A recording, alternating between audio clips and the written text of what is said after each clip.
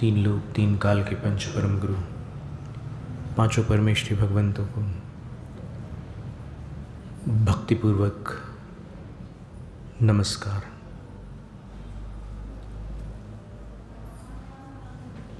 इस जम्बूद्वीप के भरत क्षेत्र में जो आर्यखंड है, इस आर्यखंड में भारत देश है। भारत देश में हुंडाओ सर्पणी काल का प्रवर्तन है। इस काल के 24 तीर्थंकर वृषभादि महावीर पर्यंत जिन राजों को, धर्म तीर्थ शासन नायकों को विनम्र प्रणाम। 12 अंग और 14 प्रकीर्णक स्वरूप भगवती जिनवाणी सरस्वती देवी माता को भावपूर्ण वंदन। पूर्व शताब्दी के ज्ञानी ध्यानी तपस्वी परम श्रद्धेय चारित्र चक्रवर्ती धर्मधुंधराचार्य शांति सागर गुरुराज को त्रिभक्तिपूर्वक नमोस्तु। दीक्षा शिक्षा गुरु आचार्य विद्यासागर महाराज को नमोस्तु।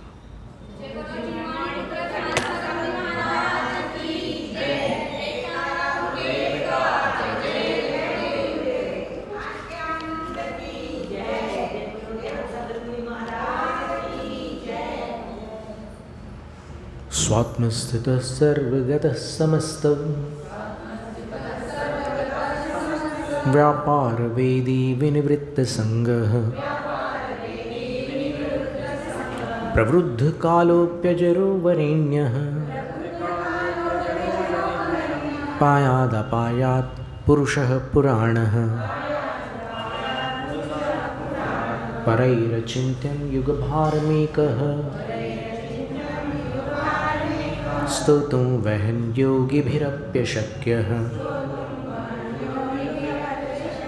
स्तुत्योद्यमेऽसौ वृषभो न भानुः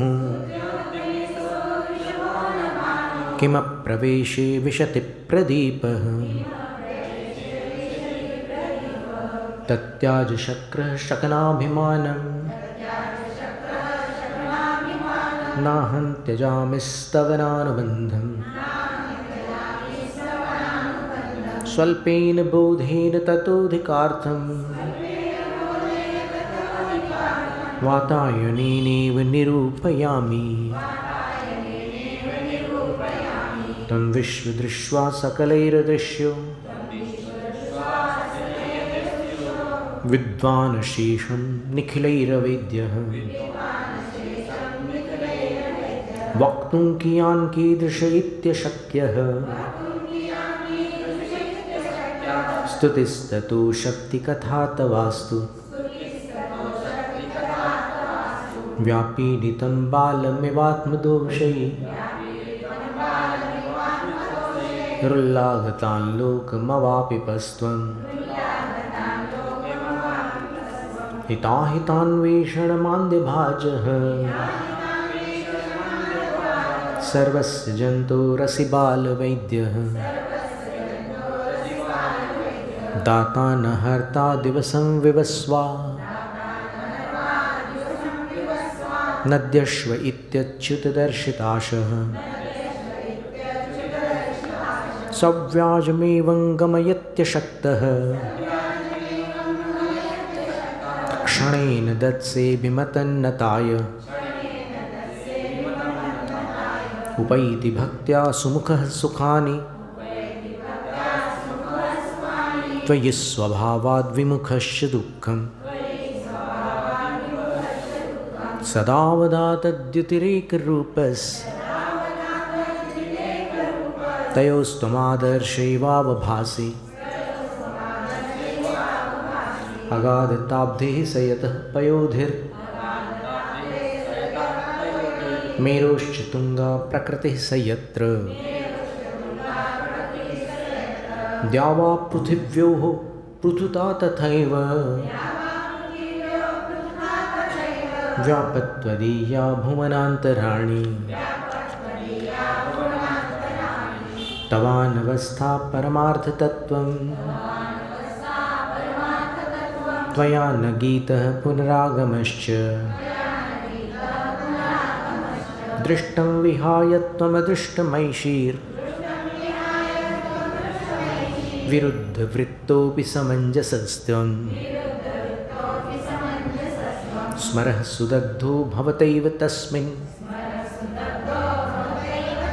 नुद्धूलितात्मा यदि नाम शंभुः। नद्धूलित कैसे बोलते हैं? नुद्धूलित है। नुद्धूलितात्मा यदि नाम शंभुः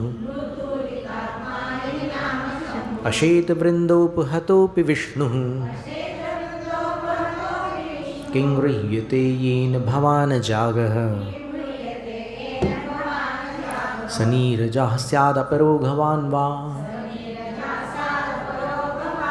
तद्दोषकीर्त्यैव न ते गुणित्वम् स्वतोऽम्बुराशेर्महिमान देव स्तोकापवादेन जलाशयस्य कर्मस्थितिं जन्तुरनेकभूमिं नयत्यं सा च परस्परस्य तन्नेत्रभावं हि तयोर्भवाब्धौ जिनेन्द्रनौनाविकयोरिवाख्यः सुखाय दुःखानि गुणाय दोषान् धर्माय पापानि समाचरन्ति तैलाय बालाः सिकता समूहम् निपीडयन्ति स्फुटमत्वदीयाः विषापहारं मणिमौषधानि मंत्रं समुद्दिश्य रसायनं च भ्राम्यन्त्यहो न त्वमिति स्मरन्ति पर्यायनामानि तवैव तानि चित्तेन किञ्चित् कृतवानसि त्वं देवः कृतश्चेतसि येन सर्वं हस्ते कृतं तेन जगद्विचित्रम् सुखेन जीवत्यपि चित्तबाह्यः त्रिकालतत्त्वं त्वमवैस्त्रिलोकी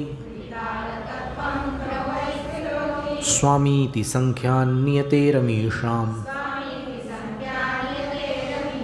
बोधाधिपत्यं प्रति न भविष्यन्स् तेन्येऽपि चेद् व्याप्स्य दमु न पीदम् नाकस्य पत्युः परिकर्मरम्यं नागम्य रूपस्य तवोपकारी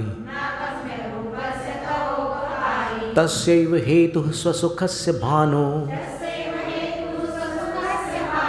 रुद्बिभ्रतश्छत्रमिवादरेण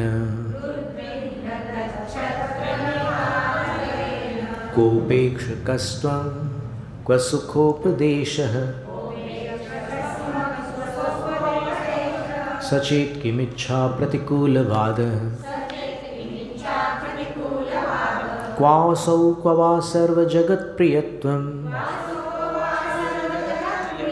तन्नो यथा तथ्यमवेविचन्ते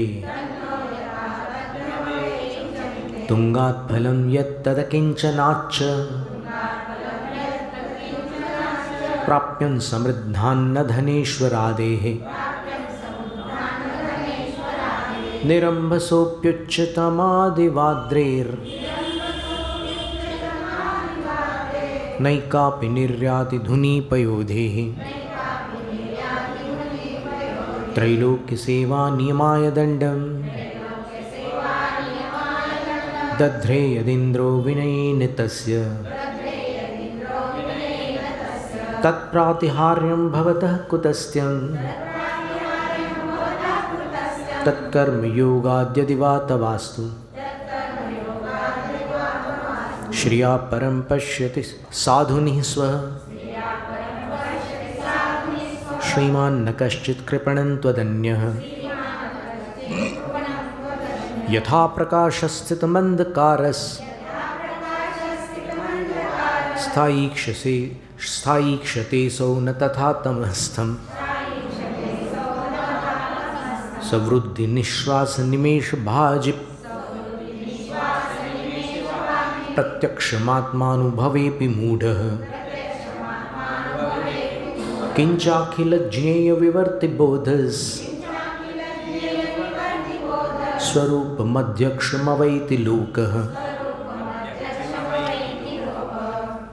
तस्यात्मजस्तस्य पितेति देव तां येव गायन्ति कुलं प्रकाश्य तेद्यापि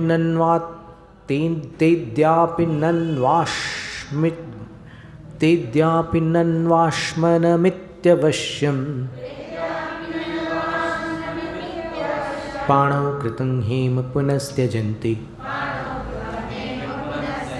दत्तस्त्रिलोक्यां पटहो विभूताः सुरासुरास्तस्य महांस लाभः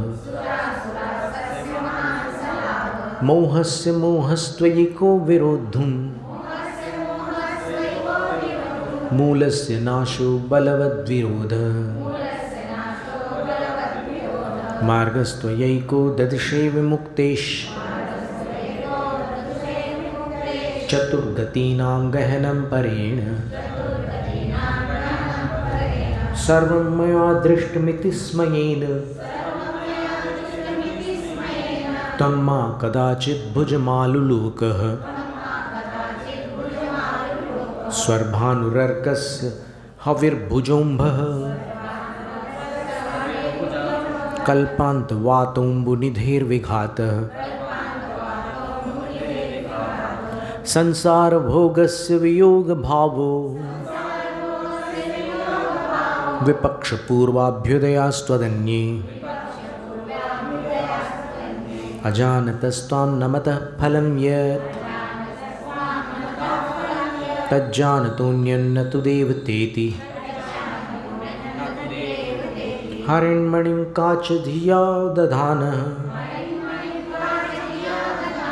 तन्तस्य बुद्ध्या वैतो न रिक्तः प्रशस्तवाचश्चतुराः कषायैर् दग्धस्य देवव्यवहारमाहुः गतस्य दीपस्य हि नन्दितत्वं दृष्टं कपालस्य च मङ्गलत्वं नानार्थमेकार्थमदस्त्वदुक्तं हितं वचस्ते निशमय्य वक्तुः निर्दोषताङ्केन विभावयन्ति ज्वरेण मुक्तः सुगमः स्वरेण न क्वापि वाञ्छाववृते च वाक्ते काले क्वचित् कोऽपि तथा नियोगः न पूरयाम्यम्बुधिमित्युदंशुः स्वयं हि शीतद्युतिरभ्युदेति गुणा गभीराः परमाः प्रसन्नाः बहुप्रकारा बहवस्तवेति दृष्टोऽयमन्तः स्तवनेन तेषां गुणो गुणानां किमतः परोऽस्ति स्तुत्या परन्नाभिमतं हि भक्त्या स्मृत्या प्रणत्या च ततो भजामि स्मरामि देवं प्रणमामि नित्यं केनाप्युपायेन फलं हि साध्यं ततस्त्रिलोकी नगराधिदेवं नित्यं परञ्ज्योतिरनन्तशक्तिम् अपुण्यपापं परपुण्यहेतुं नमाम्यहं वन्द्यमवन्दितारम् अशब्दमस्पर्शमरूपगन्धं तां नीरसं तद्विषयावबोधम् सर्वस्य मातारममेयमन्यैर् जिनेन्द्रमस्मार्यमनुस्मरामि अगाधमन्यैर्मनसाप्यलङ्घ्यम्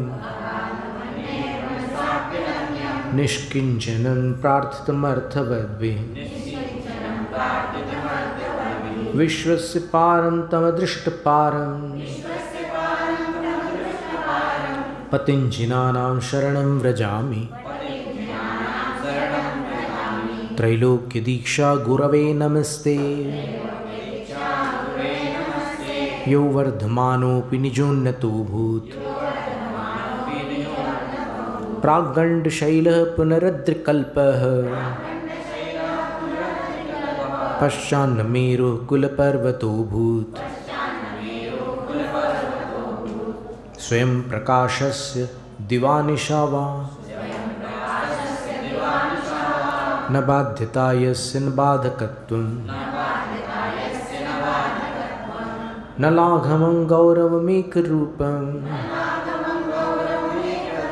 वन्दे विभुं कालकलामतीतम्।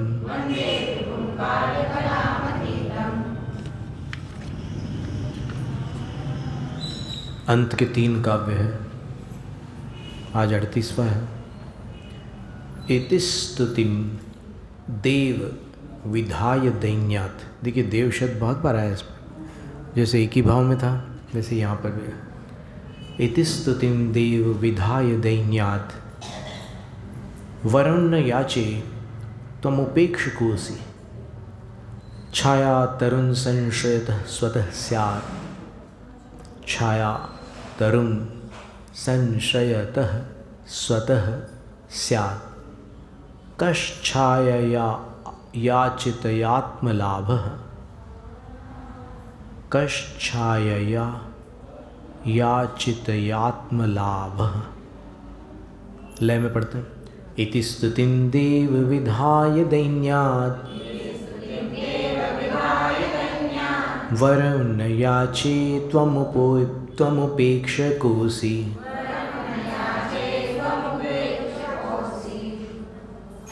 छाया तरुण संशयतः स्वतः स्यात्। कश्छायया याचितयात्मलाभः। इति स्तुतिं देव विधाय दैन्यात्।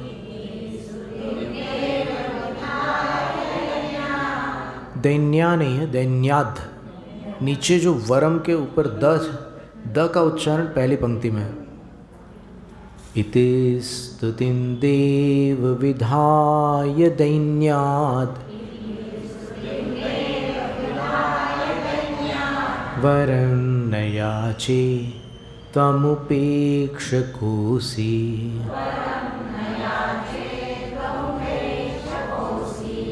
छाया तरुण संशयतः स्वतः स्यात्।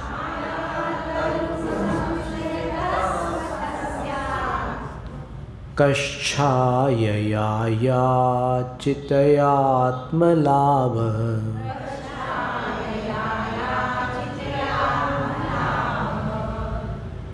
हे देव, इति स्तुतिम विधाय, ऐसी स्तुति करके, इस प्रकार 37 काव्यों में जो स्तुति की है, स्तुति करके दैन्याद वरम न याचे, मैं दीनता से वर की याचना नहीं करूँगा। मैंने स्तुति तो की आपकी, लेकिन अब इसके बदले मैं कुछ मांगना नहीं चाहता। क्यों? तुम उपेक्षकोऽसि, आप तो उपेक्षक हैं, समताभावी हैं। कोई भक्ति करे या निंदा करे, आपको किसी से कुछ नहीं चाहिए। जिसको जो करना है करता रहे, वो अपनी चेष्टा के अनुसार उसका फल प्राप्त कर लेगा। आपको उससे कोई मतलब नहीं है। और फिर एक दृष्टांत दिया कि तरुण संशयतः, पेड़ का संश्रय अर्थात आश्रय लेने वाले मनुष्य के लिए छाया स्वतः स्यात्, छाँव स्वयं हो जाती है, अपने आप उसको छाँव की प्राप्ति होती है। और याचितया छाया का आत्मलाभ, अब मांगेंगे अपन छाया, याचित करेंगे तो उस छाया से अपने को क्या फ़ायदा होने वाला है? यहाँ तो बिना मांगे सब कुछ हो जाता है। तो इसीलिए भगवान से ही कह रहे हैं कि हे आदिश्वर प्रभु, अब मैं स्तुति करके आपसे कुछ इसके बदले में मांगना नहीं चाहता, क्योंकि आप उपेक्षक हैं, आप तटस्थ हैं, आपको किसी से राग द्वेष नहीं है। वृक्ष की छाँव का आश्रय लेने वाले मनुष्य को छाया स्वतः प्राप्त होती है। मांगी हुई छाया से अपने को क्या फ़ायदा है, अपने को क्या प्राप्त होने वाला है? बिना मांगे ही जब मिल गई है छाया, तो फिर मांगने से क्या लाभ? पर फिर भी परीक्षा जब आसपास, परीक्षा के समय लोग बच्चे पेपर देने जाते हैं तो उस समय दर्शनार्थी अधिक होते हैं मंदिर में, वो क्या करें? और जब कोई और अवसर आते हैं जीवन में, कभी शुभ अवसर आते हैं, कभी कोई ऑपरेशन वगैरह की स्थिति होती है, तब भी यहाँ पर श्रीफल वगैरह की मात्रा बढ़ जाती है मंदिरों में। तो वो ठीक है, वो किसी समय सकाम भक्ति करते हैं संसारी प्राणी, तो उसका सर्वथा निषेध नहीं है। लेकिन इतना ज़रूर है कि निष्काम भक्ति को श्रेष्ठ माना गया है। सकाम भक्ति का ऐसा नहीं है कि सम्यक दृष्टि के जीवन में सकाम भक्ति कभी नहीं होती, ऐसा नहीं है, कभी होती भी है, उसमें क्या बात होगी? तो जब कर्मों की मार पड़ती है तो अच्छे अच्छों के दिमाग ठिकाने आ जाते हैं। जब तक अनुकूलता है, जब तक पुण्योदय है, तब तक बड़ी बड़ी बातें कर लो, कौन रुकता है? जब अशुभ कर्म का उदय आता है तो फिर सारी बातें धरी रह जाती है, तब डॉक्टर ही देवता हो जाता है।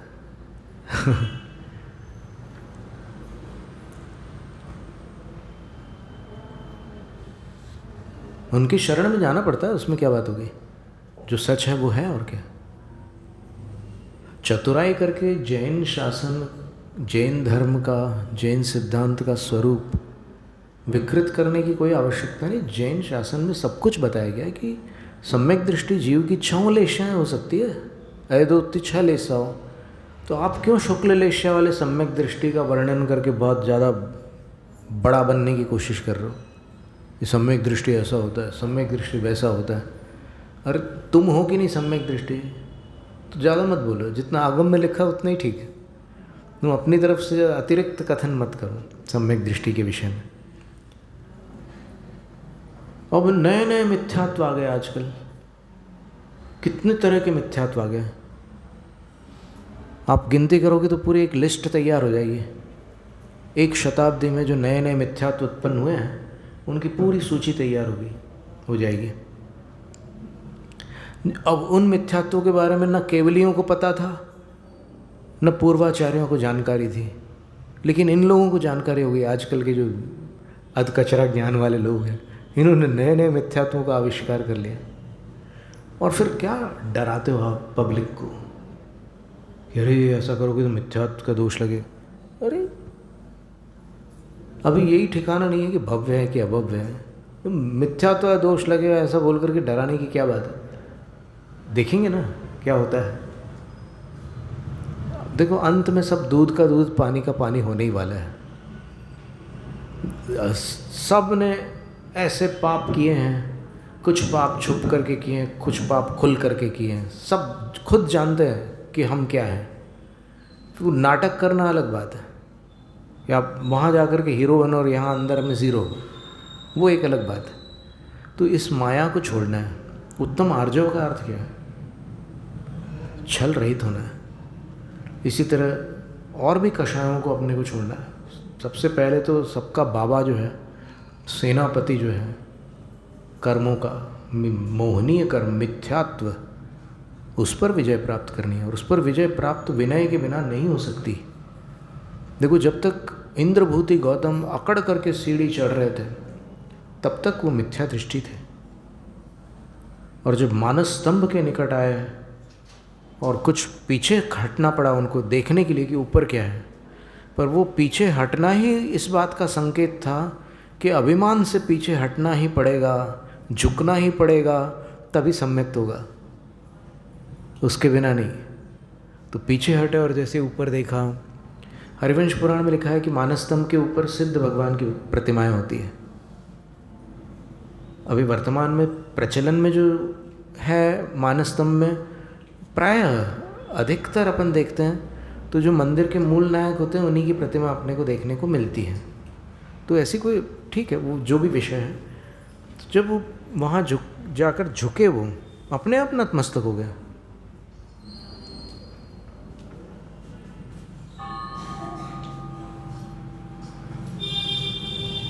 कोई किसी ने उर्दू में एक पंक्ति है ऐसी,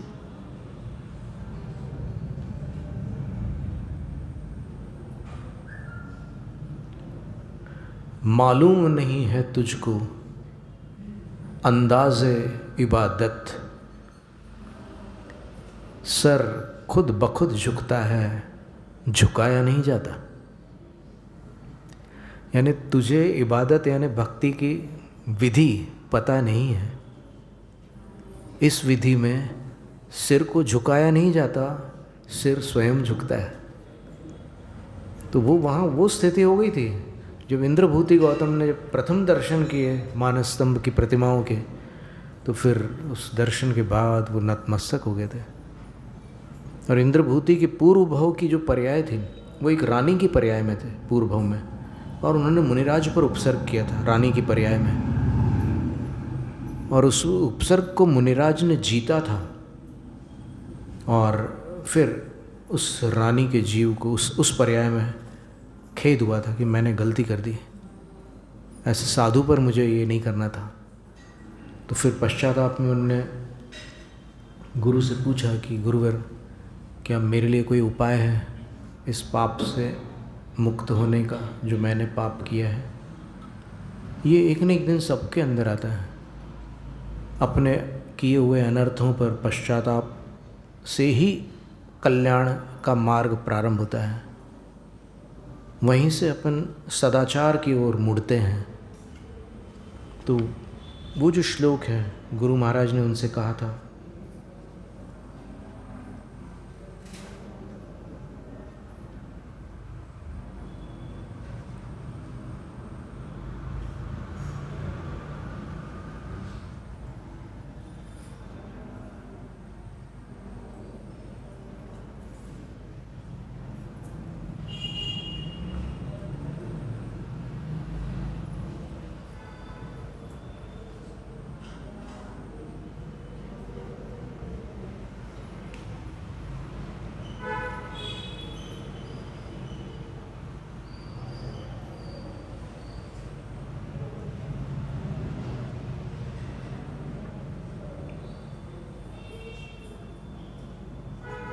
गौतम स्वामी चरित्र ग्रंथ का नाम है,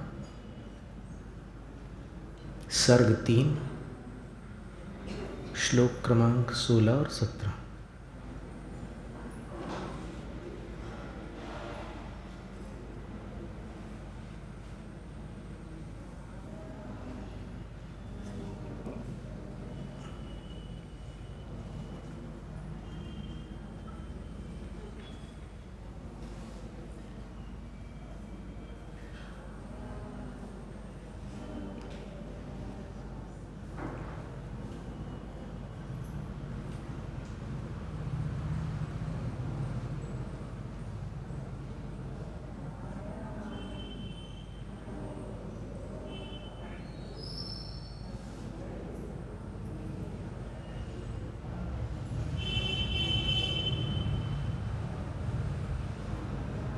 मूल संस्कृत से ही हम बताना चाह रहे हैं।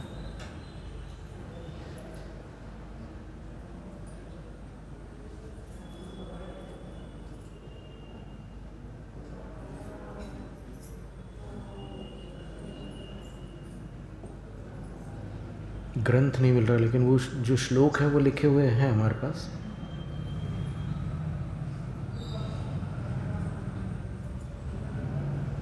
चलो ठीक है, अभी श्लोक बता देता हूँ।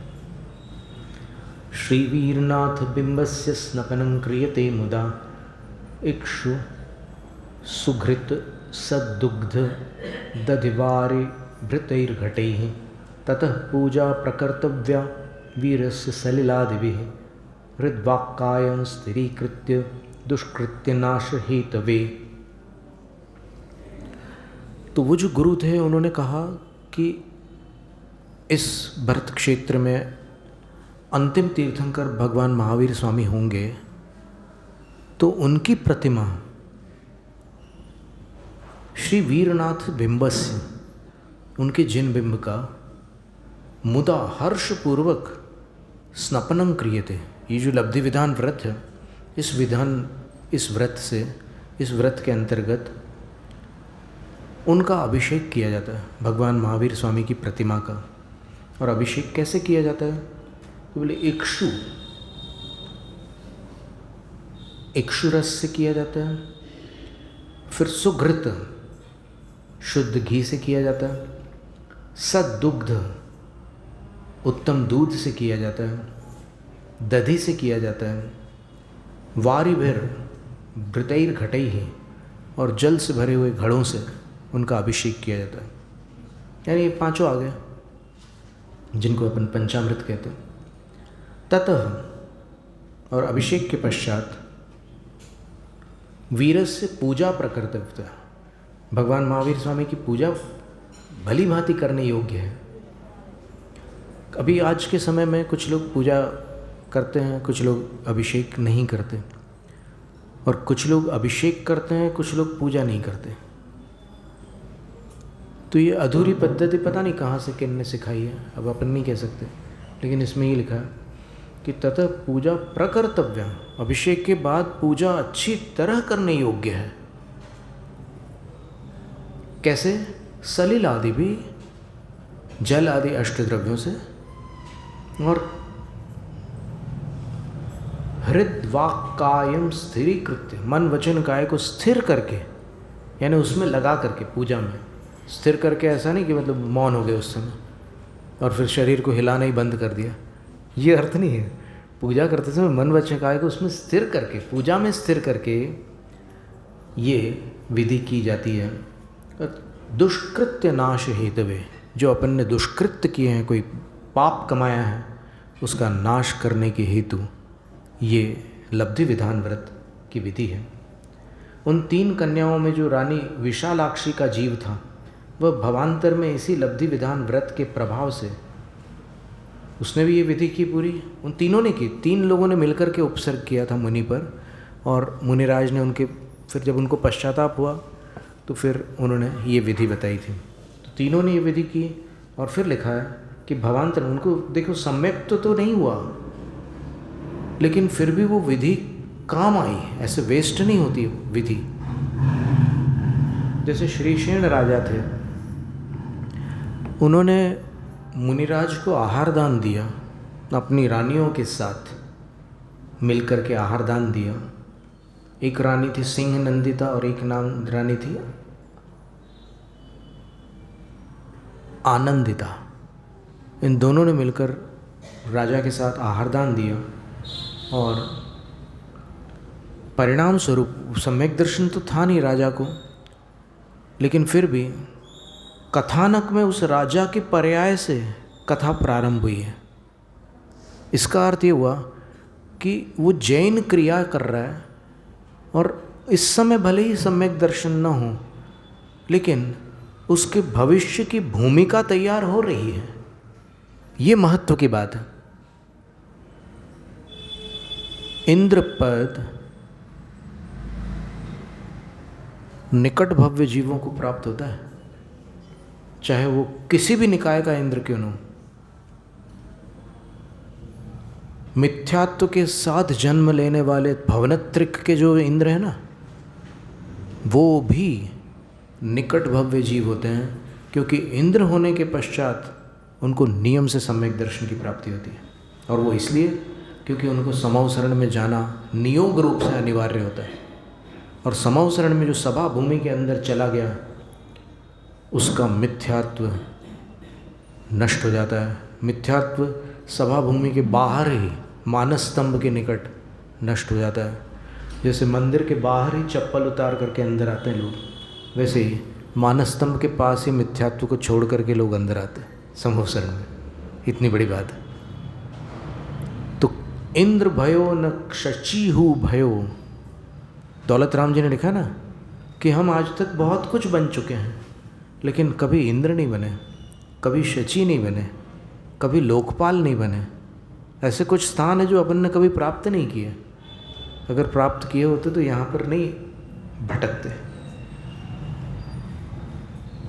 तो विशालाक्षी का जीव था, वह भवांतर में इसी लब्धि विधान व्रत के प्रभाव से तीर्थंकर महावीर स्वामी के समव शरण में उनका प्रथम गणधर इंद्रभूति गौतम के पद को प्राप्त हुआ था।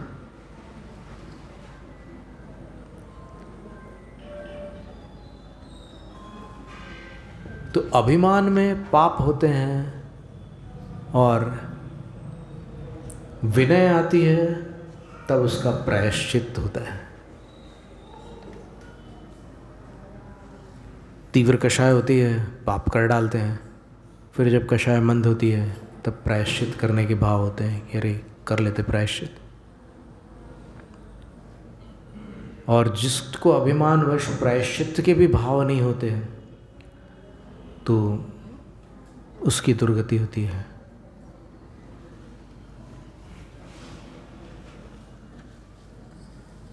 तो खैर भगवान की छाँव में आ गए, भगवान एक वृक्ष है उसके तले आ गए, तो फिर वो छाँव तो मिलेगी, धूप से तो रक्षा हो ही जाएगी। छाँव मांगने की आवश्यकता नहीं है, वो स्वतः प्राप्त होती है।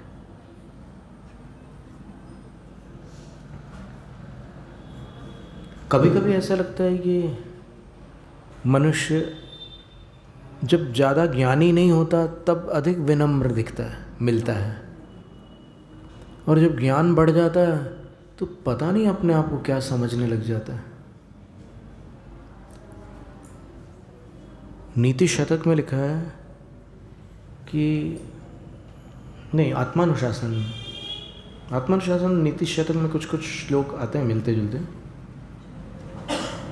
तो वहाँ पर ये है कि पूर्व काल में जो गुणीजन थे उनके पास जो गुण थे उसका लेशोपि अद्य नास्ति, आज उसका एक अंश भी नहीं है मनुष्यों के पास।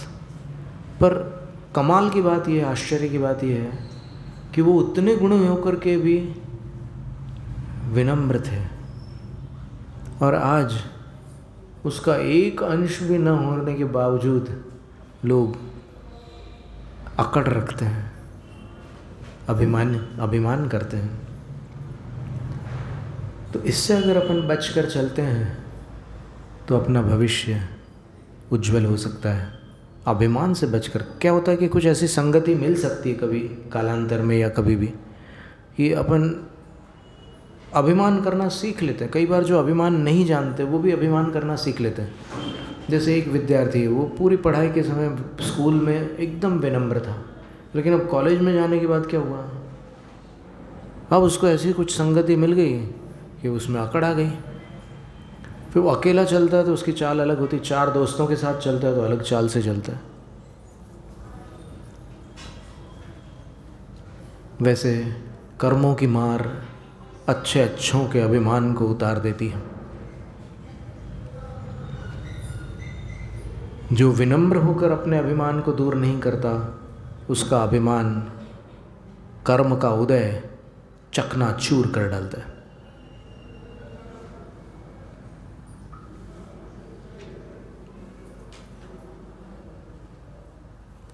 क्या है अपने पास, सोचो तो। कुछ पुण्य है, कुछ पाप है, और कुछ पुण्य के फल और कुछ पाप के फल अपने को मिले हुए हैं। और कितने समय के लिए है ये?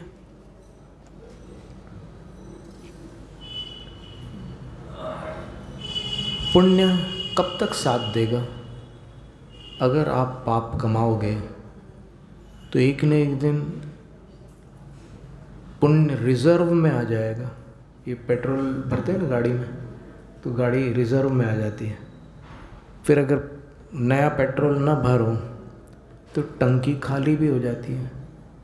तो ये स्थिति उन जीवों की होती है जो अभिमानवश पाप पाप कमाते रहते हैं और पुण्य रिज़र्व में आ गया। यहाँ क्या है कि अपने अंदर जो पुण्य और पाप का मीटर है वो सिर्फ केवलियों को दिखता है, अपनी आँखों से दिखता ही नहीं।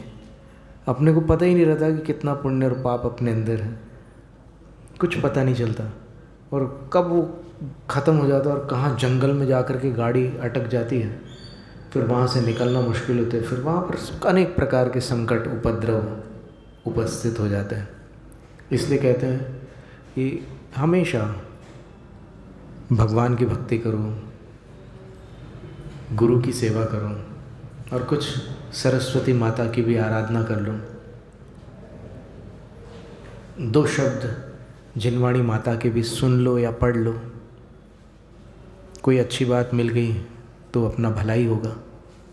एक किस्सा आता है ना कि जब राजा श्रेणिक ने किसी चोर को पकड़ने के लिए एक कृत्रिम स्वर्ग की रचना की। पता नहीं कहाँ पर है ये किस्सा, पर कहीं पर ऐसा सुनने में आया था कि वो चोर पकड़ में ही नहीं आ रहा था, तो फिर एक कृत्रिम स्वर्ग की उसने रचना की और वहाँ सब सुख सुविधाएं थी और ऐसा प्रबंध किया था कि कोई सोच ही नहीं सकता था कि ये धरती है।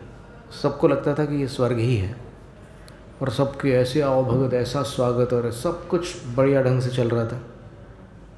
अब एक चोर जो था, वो सही राजगृही की बात है क्योंकि राजा श्रेणिक राजगृही के मगध नरेश थे। तो एक चोर वहीं राजगृह में ही भ्रमण कर रहा था और उधर पंचपाप पर्वत है, 5 पहाड़ियाँ राजगृह की, विपुलाचल पर्वत, वैभार पर्वत आदि। तो वहाँ से महावीर स्वामी का उपदेश हुआ था और दिव्य ध्वनि सुन करके कुछ लोग लौट रहे थे और उनमें से कुछ लोग चर्चा कर रहे थे जो चोर के कानों में पड़ गई।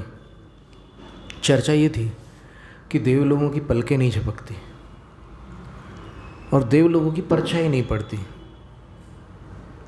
तो ये 2 बातें उसने चोर ने सुन ली और वो तो आगे बढ़ गया, वो लोग दूसरी तरफ निकल गए।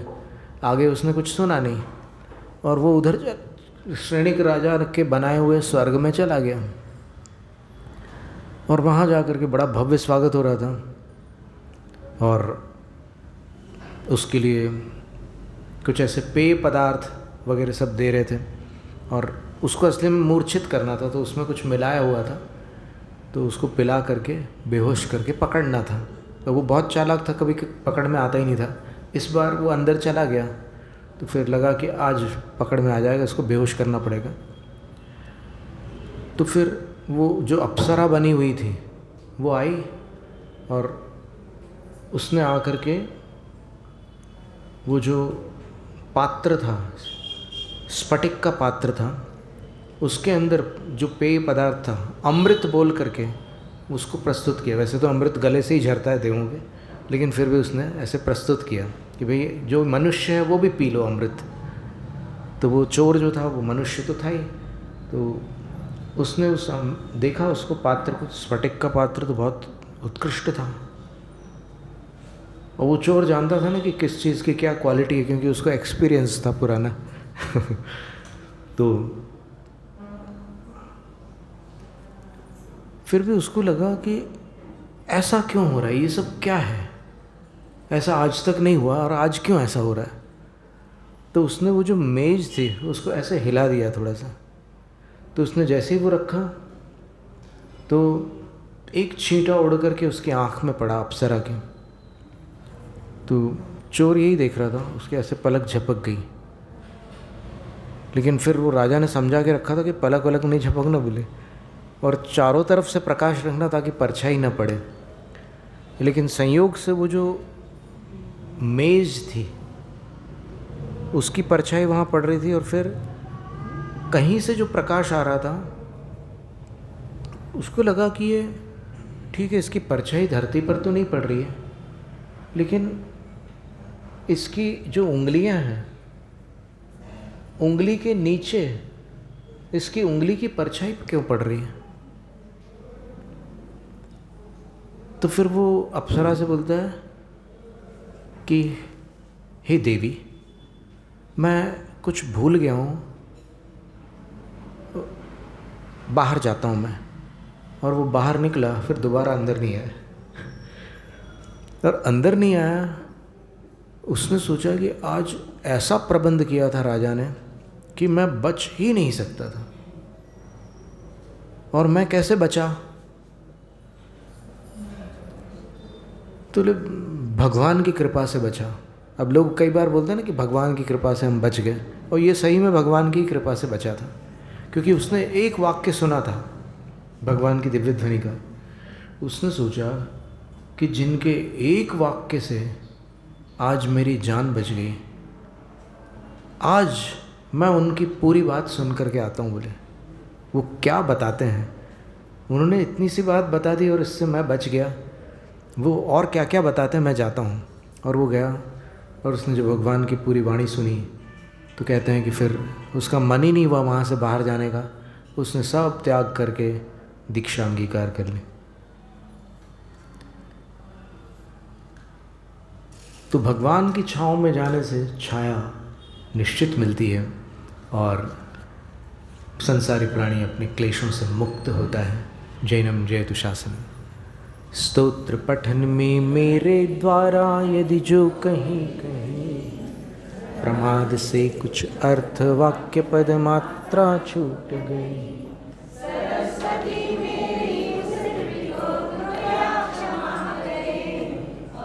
मुझे कैवल्य धाम में महाविलंब है।